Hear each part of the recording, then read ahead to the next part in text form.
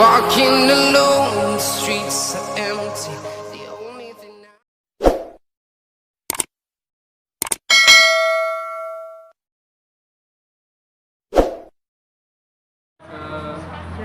Galeri Batik di Singkawang dalam rangka SIG untuk belajar memberikan pemahaman kepada anak bagaimana untuk melukis di baju yang pernah saya lihat. Inilah galerinya, kita kunjungi bersama-sama supaya kita ada menambah wawasan tentang keindahan seni di Indonesia ini yang sangat mendunia. Inilah Batik Singkawang. Oke guys, lanjut. Tujuan anak-anak ke sini adalah untuk menulis karya tulis yang akan dibimbing oleh guru bangsa Indonesianya. Ya, jadi mereka akan mengambil karya tulisnya tentang batik.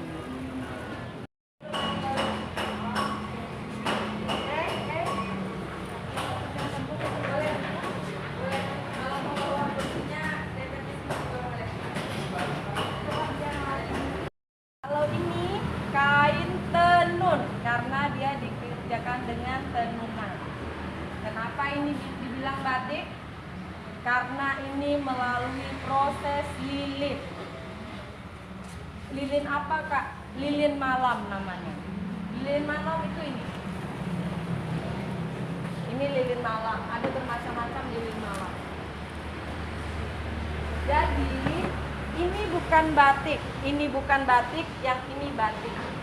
Jadi batik adalah kain atau media yang bermotif dan bergambar melalui proses pelilinan. Selama dia tidak melalui proses lilin, kita harus bilangnya motif, bukan batik.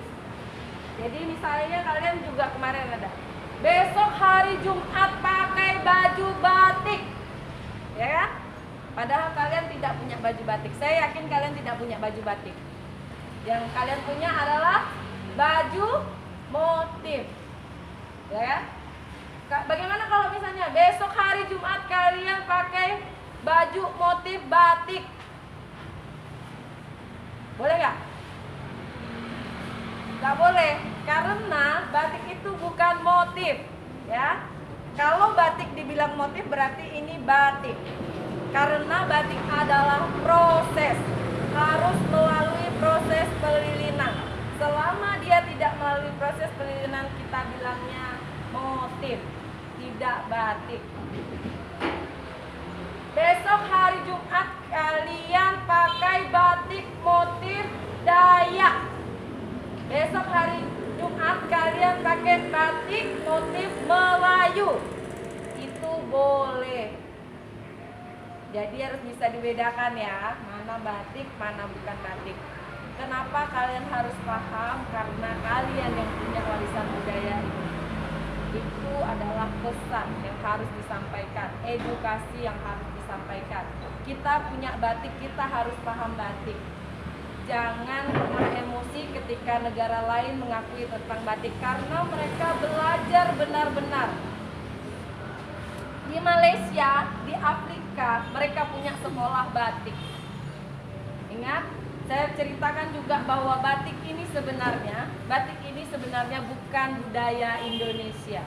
Karena ini dibawa pada zaman perdagangan Portugal, turun di tanah Toraja.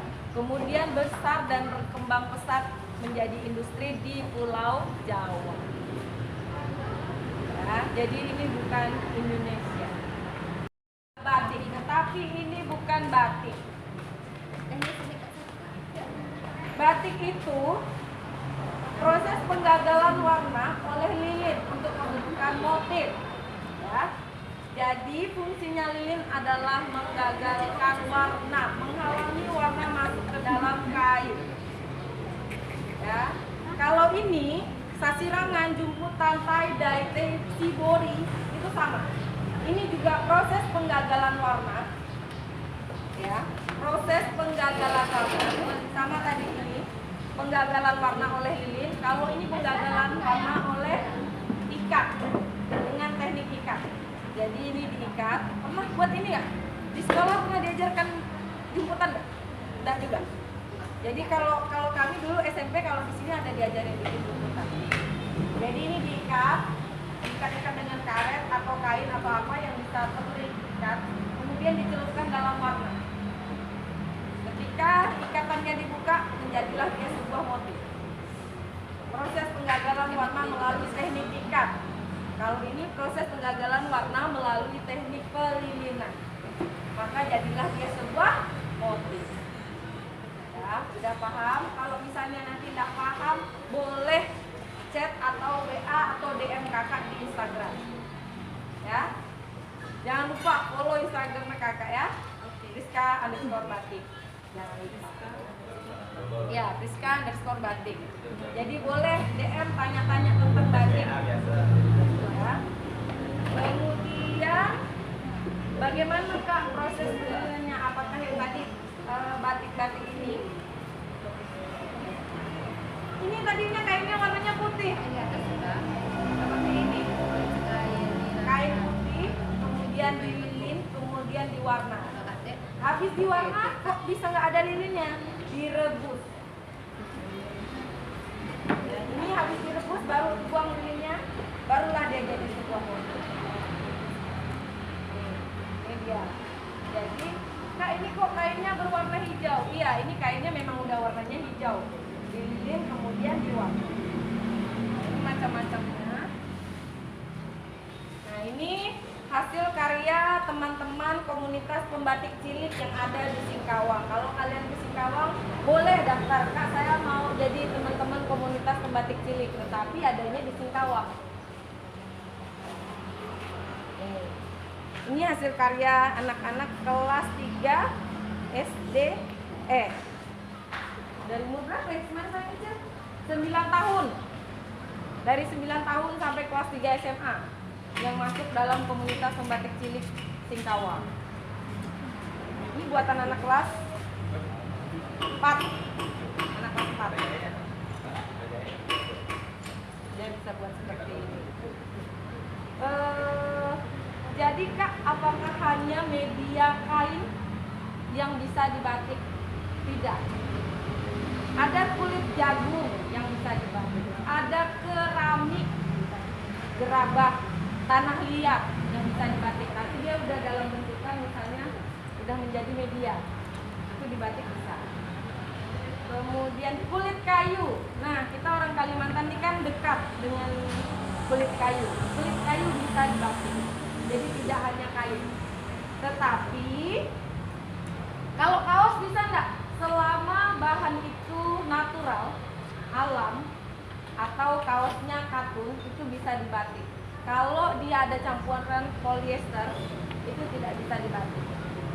Jadi kain pun kalau ada campuran plastiknya, campuran polyesternya, dia tidak bisa dibatik. Tidak akan serap warna. Jadi macam-macam media yang bisa dibuat batik. Kemudian ada satu lagi kak, yang ditempel-tempelin daun. Itu namanya ekoprint. Ekoprint itu batik bukan? Ekoprint ini bukan batik. Karena ini adalah teknologi awal mulanya pembuatan mesin printing. Ini namanya ekoprint. Jadi ekoprint ini kain yang ditempel-tempelkan daun, daun-daunan, bunga-bungaan menjadi sebuah motif. Ini bukan batik, ya. Jadi batik itu tadi apa? Ada yang ingat? Ada yang bisa jelaskan? Saya kasih souvenir dari Kota Singkawang yang bisa menjelaskan. Batik adalah, maju ke sebelah saya. Ayo. Tidak termasuk gurunya. Ayo, majulah. Cepat, maju. Kalau maju, saya kasih souvenir dari Kota Singkawang. Dari Galeri Kota Singkawang. Apa jelasin lagi? Batik adalah, ayo, tunjuk jari. Siapa yang mau tunjuk jari? Ke sebelah saya. Bantu saya menjelaskan. Batik adalah, karena pegang HP semua tidak bisa googling. Syukuri. Kalau bisa googling, ayo jelaskan. Satu, maju. Siapa yang berani maju menjelaskan batik adalah? Dada. Kamu dokumentasi tidak boleh jawab. Udah hantam masa mau jawab. Ayo, siapa yang mau jawab?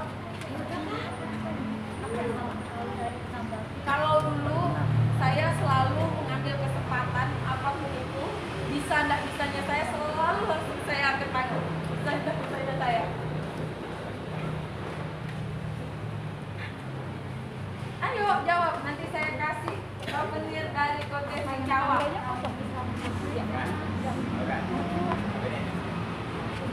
Wah, kayaknya kalau udah hadiahnya baru bisa nih jawabnya. Ayo. Jawab sendiri. Salah nggak ada yang salah. Belum benar nih. Ayo. Yang bisa menjawab mendapatkan kaos dari Kote Singkawa. Yang salah menjawab ada deh yang lain. Ayo. Bisa? Jawab. Ayo sini. Cepat. Harus cowok nih. Ah, cewek-ceweknya enggak bisa, cowok harus bisa. Ayo Samson. Cepat. Perkenalkan diri dulu. Namanya siapa? Samson, Dede panggilannya Samson ya.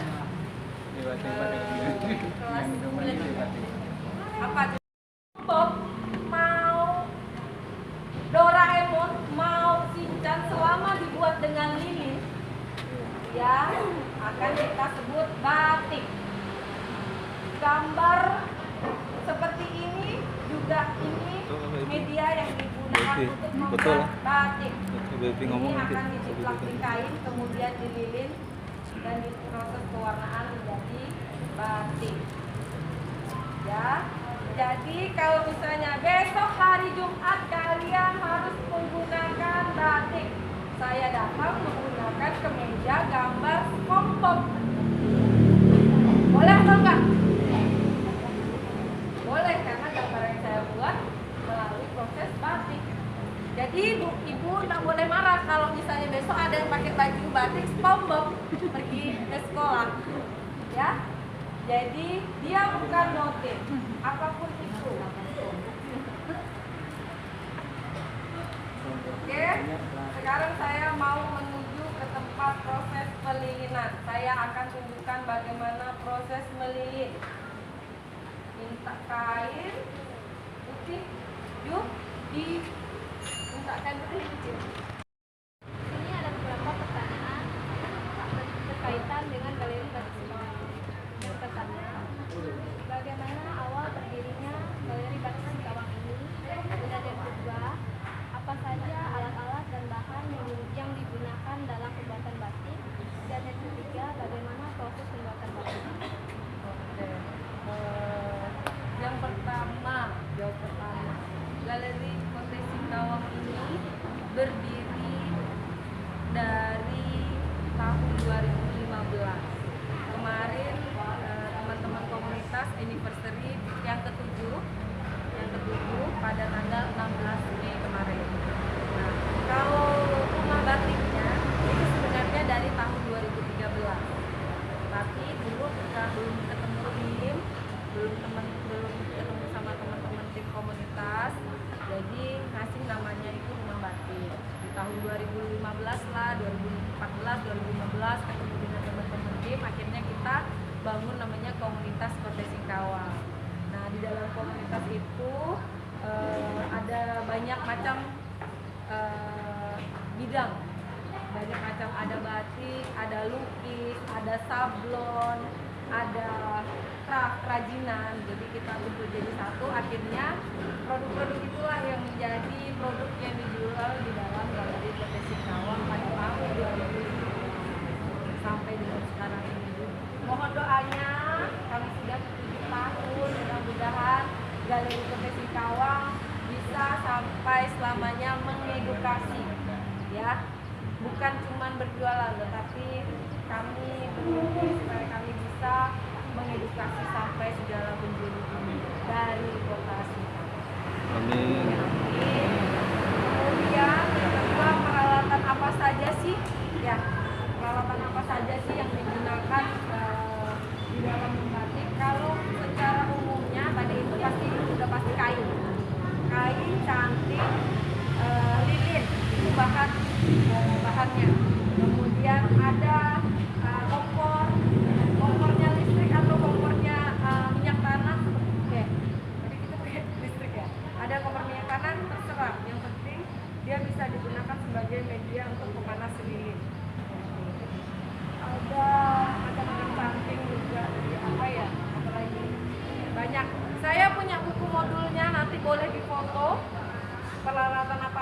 yang digunakan dalam batik karena banyak, ada pensil, ada penggaris juga, ada penghapus, itu banyak sekali.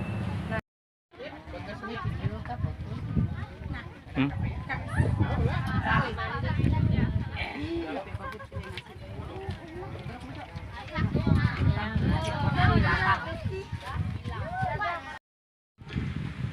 mengikuti sesuai yang diarahkan oleh panitia. Selanjutnya dari sekolah menyampaikan terima kasih kepada seluruh panitia yang sudah bekerja keras dengan segala pernak-perniknya, dengan segala ini dan itunya, sehingga terlaksana kegiatan studi.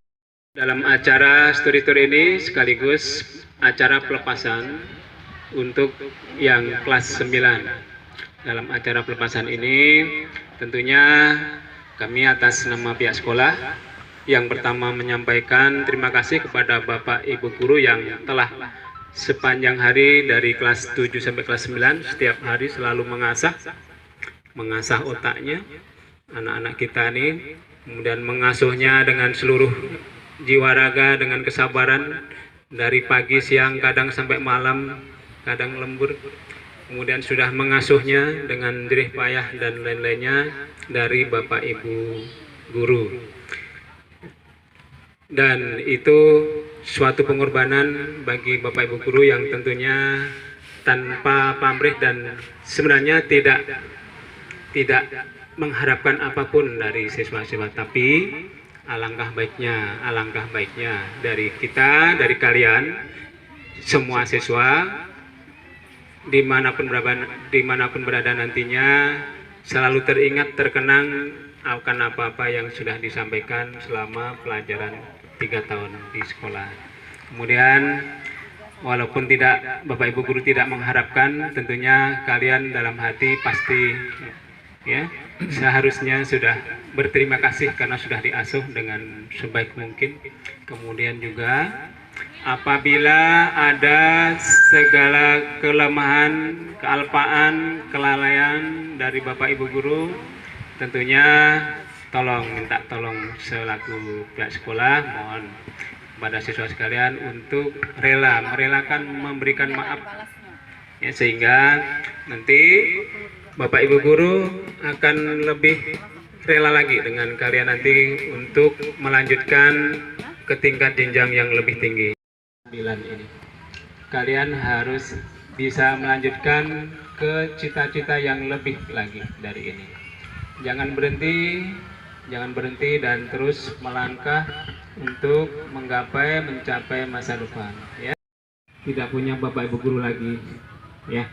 Nah sementara, tapi nanti kalian melanjutkan lagi ke SMA, kalian punya lagi Bapak Ibu Guru lagi ya.